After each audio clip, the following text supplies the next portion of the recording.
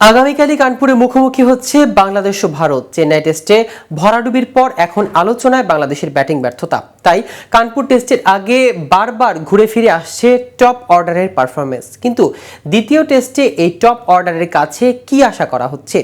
এই টেস্টে ঘুরে দাঁড়াতে হলে বাংলাদেশ দলের উপরের সারির ব্যাটারদের কাছে প্রত্যাশা কতটুকু, এই নিয়ে বিস্তারিত থাকছে আজকের প্রতিবেদনের বাকি অংশে। কেটিভি ক্রিকেট চ্যানেল থেকে আপনাদের সাথে আছি আমি মাহমুদুর রহমান সিয়াম। তখন সাদমান ইসলাম ও মোমিনুল হক প্রশ্ন উঠতে দেননি। ভালো ক্রিকেট খেলে টপ অর্ডারে আছে রানের আকুতি, কিন্তু ভারতের বিপক্ষে প্রথম টেস্টে টপ অর্ডারের পুরনো ব্যাধিটা আবার মাথাচাড়া দিয়ে উঠেছে। চেন্নাই টেস্টের প্রথম ইনিংসে পুরোপুরি ব্যর্থ বাংলাদেশ দলের টপ অর্ডার। দ্বিতীয় ইনিংসে নাজমুল হোসেনের 82 রান ছাড়া বাকি তিনজনই ইনিংস শুরু করলেও বড় করতে পারেনি। দুই ওপেনার জাকির হাসান এবং সাদমান আউট হন যথাক্রমে 33 ও 35 রান করে। চারে নামা মোমিনুলের ব্যাট থেকে আসে 13 রান। কানপুরে আগামীকাল থেকে শুরু হতে যাওয়া দ্বিতীয় টেস্টের আগে তাই বাংলাদেশের সবচেয়ে বড় চিন্তার জায়গা টপ অর্ডার। সফরকারী দলের কোচ চন্ডিকা হাথুরুসিং সিং এর কথায়ও এই ব্যাপারটা উঠে এসেছে। হাথুরুসিং সিং বলেন, ভালো শুরুর পর তারা আউট হয়ে যাচ্ছে, এটা নিয়ে আমরা একটু চিন্তিত। আমি চিন্তিত এটা নিয়ে, তারাও হতাশ। তারা ভালো করতে মুখিয়ে আছে। সত্যি বলতে গত ম্যাচে আমরা আমাদের সামর্থ্য অনুযায়ী খেলতে পারিনি।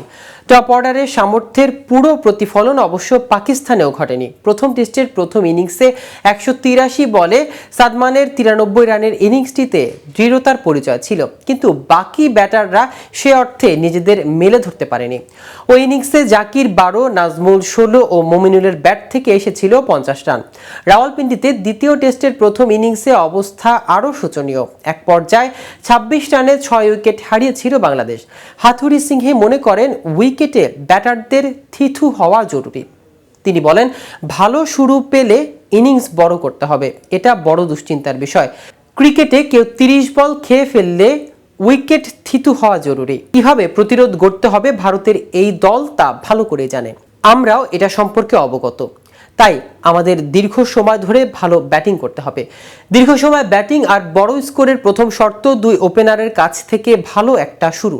হাথুরুসিং মনে করেন দলকে ভালো শুরু এনে দেওয়া নিয়ে ওপেনারও ভাবছেন, কিন্তু তিনি বলেন ওপেনাররা আমাদের চেয়েও বেশি ভাবছে এটা নিয়ে। তারা ভালো অবস্থানে আছেন, আশা করছি এবার আরো ভালো করবেন। সব ব্যাটারই নিজেদের ব্যাটিং নিয়ে কাজ করছে। তো ভিউয়ার্স, ভিডিওটি সম্পর্কে আপনাদের কোনো মতামত থাকলে আমাদের কমেন্ট করে জানাতে পারেন। সাথে সাথে নিয়মিত ক্রিকেট আপডেট ও ইনফরমেটিভ ভিডিও পেতে কেটিভি ক্রিকেটের সাথেই থাকুন। ধন্যবাদ সবাইকে।